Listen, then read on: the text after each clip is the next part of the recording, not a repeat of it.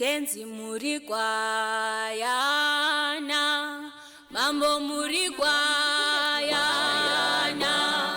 mambo muri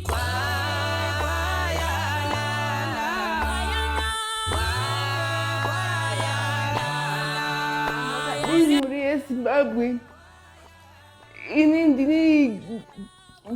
ndini Gloria Dzorwa kubva kwedu kudomboshava kwandakabva. Iko zvino ndakugara kuno kunyumarimba kwandakatorwa namama Tupe namama Neumba.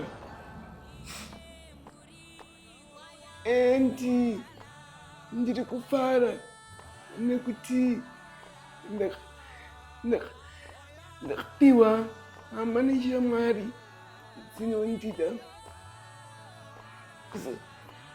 kusanganisira sista yangu yandinayo panapa inonzi Sister Medelini, kusanganisira Uncle Saint. Ndivo vamwe vari kundibatsira. Ndinokutendai muri yeZimbabwe, murambe muchindirangarira, kwete kundisiya muchiti ane pekugara paripo, asi pane zvimwe zvinhu zvinoda kubatsirwa nemaoko enyu emhuri yeZimbabwe. Saka ndinoti mhuri yeZimbabwe kunoku kwandiri kwakanaka, kuri right. Ndinotenda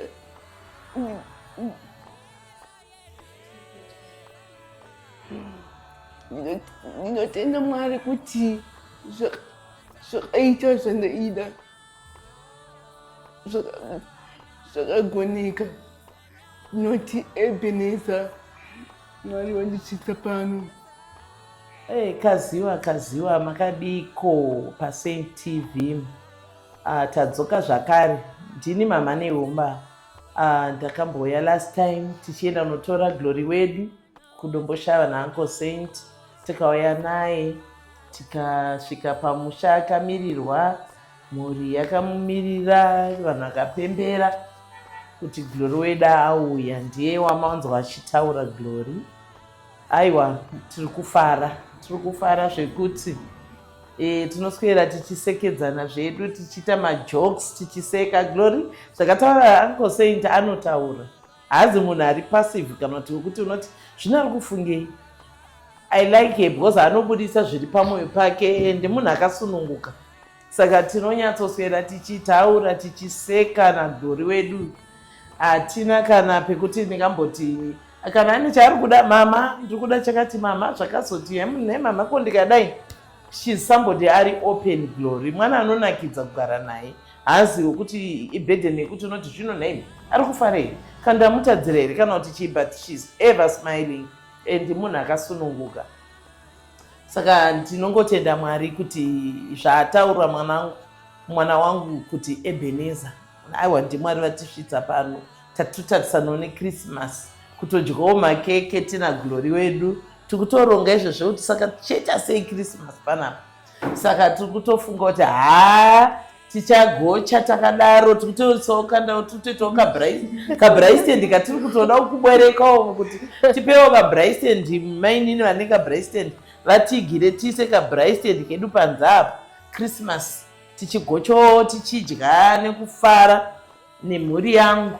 Sezvamunoziva kuti panapa ndine dzimwe nherera dzangu 3 dzisipo panapa. Vakaenda kuholiday, zvikoro zvakavharwa, saka vakaenda kumva namwana wesikana wedu kuRuwa, ndokwavari vakaenda kuholiday. Saka vakatoenda asingade because vanga sikatodi kusiyana naGlory, because each morning vaiti vakamuka vohakana vota sei, vakatokompoza nziyo dzavo naGlory pari papapo. One day tichazoti Uncle Saint tivape mugozonzwa vachiimba. vachiimba iri mhuri imwe chete, mabrothers nesister nemasisters. Saka ndinongofara kuti Glory haana kunetsa kupinda mumhuri, kukwana mumhuri nevana ava vakaskowirirana zvekuti pane vakomana vaviri nemusikana 1 aripo ari kuita form 3. Saka nemusikana uyu vakabva vatoskoitana ende vanodanana, ndovandiri kutoti vakatokompoza rwiyo rwavo vakatoimba naChelsea, anonzi Chelsea. Saka aine zvakaenda kodidi muchamuona henyu kana adzoka, but otherwise aiwa I'm happy inini hangu nemhuri yangu. Mwari ndo vatisvitsa panapa, and tikutarisira kuti pane vamwe Mwari vakatikwanisisa kuti tikwanise kuti tiministe, because I know there are many vakaita saGlory kana even vana vangu ava vana Chelsea vari out there vari in need. Saka indangozvipiro as a living sacrifice unto the Lord kuti Mwari ndishandisewo, kuti I just overlook, ndichingoonawo ndichimsupervisawo, ndichingoona kuti vana vari right here, vana vari kudya chakanaka here, vana vapfeka here, arwara ndiona kuti arapwa here, akosora mishonga, tichingodaro. Ndo ministry yandirakangoti Mwari yavakandidana kuti tiite. But saizvozvo sezvambotaura Glory kuti pekugara taanapo, asi hatikwanise kuti vana ava vafare vagare vachifara kana tisingavape zvakakwana, zvikwanisiro zvakakwana. Saka chimwe chichemo changu zvakare, yes, Glory ave nepekugara kana vana ava vane pekugara, but they need tinonida kurubesero kwamuri hama dzangu kuti vana ava vawane zvakafanana nezvinowanawo vamwe vana vachifara vachienjoya childhood yavo sezvinongoitawo vamwe vana vachiwana zvikwanisiro zvese.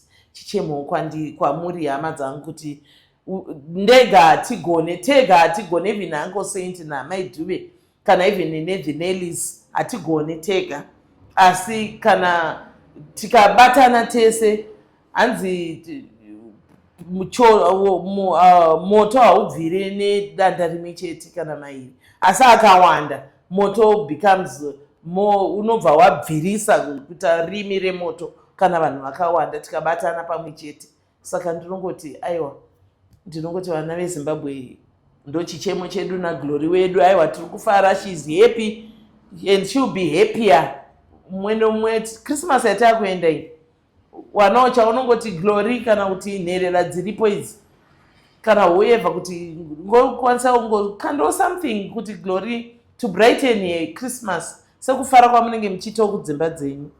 Tinoda kuzofarawo zvandataura, tichigocha nyama pana Glory achifara. For the first time atoti handisani nambotabrai mama ini, handitombozi munoita sei, you know, that kind of a thing. Saka she needs that. I just feel we have to do something like that for her kuti agofarawo zvinongoita vamwe vanawo vedu vatakakudza. Ndo zvandinongotaurawo neivo vana vangu vachiuya muna January tichadhingirikini unified pamwe chete semhuri. We are glad. Tine Nellies mwana wangu Madeline watinaye sekuona kwenye ndofunga muri kuona kuti ndatichemberei kuti ndikwanise kunyatsoita 24/7 kana kutakura Glory, because Glory paagara antonida kutakurwa kuiswa panext panzvimbo inoteera kana kugezwa, kutakurwa zvese izvozvo. Saka inini because nditonewo condition yandinayo yenhingiri yeBP and whatever, saka handikwanisi and I'm over 60. Saka ndikutoda kutakurwawo naMadeline kuti atitakure. Atori pabasa Madeline. Akuseka zvangu anyway, but ndotenda Mwari nekuti providerawo Madeline Nellies vari kukwanisa kuti vakatipawo Madeline, she's there 24/7. Ungamburi kuona anenge akagara munyasi maGlory. Glory kana pane chaari kuda nongotaura kuti Sisi Medi, but she is younger than me. Saka anotodzi young sister, mufana waGlory. Saka anototi mufana, Sisi ndokuigira ichi, Sisi chichichi. saka vakawirirana zvakare naGlory. I just thank God for that. Saka over to you, Nelly.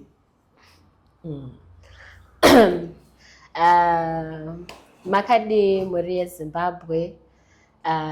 Indinoitwa Madeline Mapete.